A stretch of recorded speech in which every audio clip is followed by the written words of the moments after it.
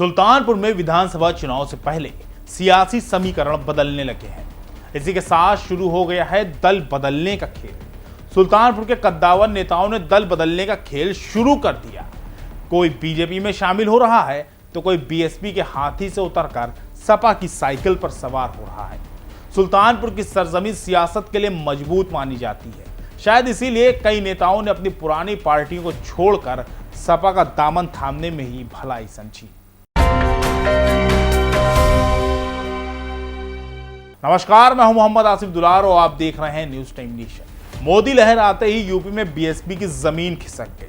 2022 में होने वाले चुनाव से पहले प्रबुद्ध सम्मेलन कराकर वो अस्तित्व तलाशने में जुटी है, लेकिन सुल्तानपुर में पैरों के नीचे से जमीन और सिर के ऊपर से आसमान खिसक गया।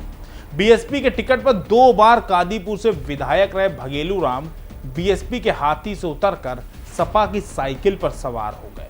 जी हां, लखनऊ में अखिलेश यादव ने खुद भगेलू राम को कार्यक्रम के दौरान सपा में शामिल करवाया। वहीं दूसरी तरफ बसपा के वरिष्ठ नेता और 2012 में बीएसपी के सिंबल से इसौली सीट से पत्नी को चुनाव लड़ाने वाले मोहम्मद रिजवान उर्फ पप्पू ने भी सपा का दामन थाम लिया है। हमारे जनपद के 2 बड़े नेता बहुजन समाज पार्टी के कल माननीय राष्ट्रीय अध्यक्ष जी के सामने समाजवादी पार्टी में शामिल हुए। आज हम अपने दोनों नेताओं का और उनके साथियों का जो जिला पंचायत सदस्य हैं और लोग हैं, मैं अपने कार्यालय पर माननीय मंत्री साहब हैं और हमारे बड़े नेता लोग हैं, सबके लिए बधाई और धन्यवाद दे रहा हूं। और बहुत अच्छा लग रहा है कि ऐसे सीनियर नेता और ऐसे मजबूत नेता भाजपा को हटाने के लिए इस संघर्ष के समय में आए हैं।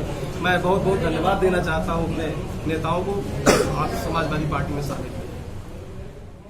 सुल्तानपुर में इन दोनों नेताओं को बीएसपी का पिलर माना जाता था। भगेलू राम ने पहली बार बीजेपी लहर में कादीपुर से 1991 में बीएसपी के टिकट पर चुनाव लड़ा और वो हार गए। इसके बाद 1996 के चुनाव में भाग्य ने साथ दिया और वो पहली बार विधायक चुने गए। उन्होंने बीएसपी के सिंबल पर चुनाव लड़ा और जीत दर्ज कराई।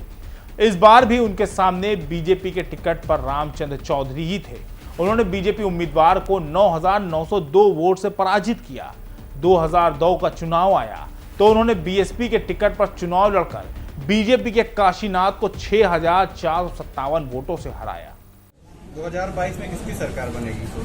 समाजवादी पार्टी की सरकार बनेगी। इसी को देखकर आपने पार्टी का दामन थामा है? नहीं, ऐसा नहीं है। हमने पहले लिख के दे दिया है कि हम निस्वार्थ, हमने लिखा पढ़ी में दिया कि मैं निस्वार्थ समाजवादी पार्टी में शामिल हो रहा हूँ। हमने नहीं कहा कि मुझको टिकट, हमने कोई कंडीशन नहीं लगाया कि हमको टिकट दे देते हम समाजवादी पार्टी में शामिल होंगे। कोई कंडीशन नहीं है, लिखा पढ़ी में दिया हमने। विधायक जी, अभी आपने कहा कि जो है विधायक भी रहे, क्या इसके पहले पैसा नहीं लिया जाता था? मुझसे कभी पैसा नहीं मांगा गया और हमारी जानकारी मुझसे कभी नहीं दबाव बनाया गया कि उनसे पैसा दिलाए उनसे पैसा दिलाए। हमने ना कभी हमने पैसा दिया ना कभी पैसा दिलाने की बात किया है। हमने टिकट भी दिलवाया 2-4 लोगों को। आखिर क्या कारण है 2022 का चुनाव जब नजदीक आ गया तब आपने पार्टी छोड़ा? हाँ, ये बात अलग है कि 2022 का चुनाव हम देख रहे हैं कि आज की स्थिति है कि अगर हम लोग सब बटे रहेंगे तो निश्चित रूप से भारतीय जनता पार्टी दोबारा सरकार बन जाएगी। हमको भारतीय जनता पार्टी को हराने के लिए हमको इकट्ठा रहना। हमारी रणनीति जो पहले थी, हम सबके सुख दुख में पहुंचते हैं, सबके साथ हम रहते हैं और हर समाज के लोग हमको वोट देते हैं। पहले भी देते, आज भी देते हैं। हमारा वोट कभी कम थोड़ी। जैसे अभी ने कहा कादीपुर विधानसभा अभी तक विकास नहीं हुआ, आपका एजेंडा कादीपुर विधानसभा? हमने भी जब तक मैं विधायक था तब तो विकास हुआ, हम उसकी बात नहीं कर रहे। विकास विधायक व्यक्तिगत भी कर सकता है, ये भी मैं कहता हूँ। विधायक अगर चाहे तो व्यक्तिगत अधिकारियों से मिलकर के विकास करवा सकता है। वहीं अगर बीएसपी छोड़कर सपा में आया रिजवान उर्फ पप्पू की बात करें तो 2012 के विधानसभा चुनाव में उनकी पत्नी इसौली विधानसभा सीट से प्रत्याशी थी। हालांकि वो चुनाव हार गई, लेकिन इससे बीएसपी में उनका कद कम नहीं हुआ। लेकिन अचानक लिए गए उनके इस फैसले से बीएसपी और मायावती को करारा झटका जरूर लगा है। मेरा दर्द जो है कि इस पार्टी में कभी भी सम्मान नहीं, कभी भी मेरी वफादारी को आका नहीं। पूरा मैरिजाल मैंने बीएसपी कार्यालय बना दिया था।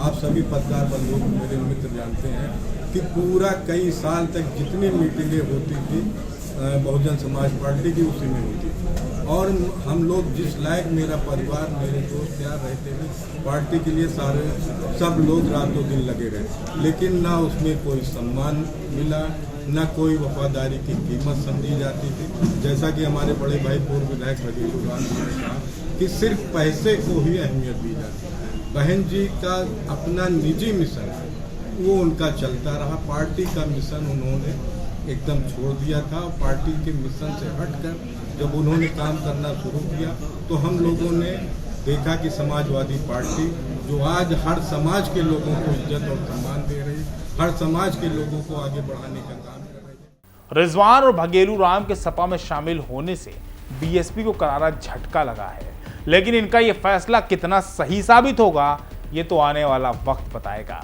यह खबर हमारे संवाददाता अफजल खान ने कवर की है। आपको हमारी खबर कैसी लगी, इसके बारे में कमेंट सेक्शन में जरूर बताएं।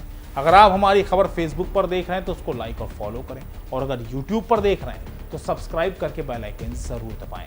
नमस्कार।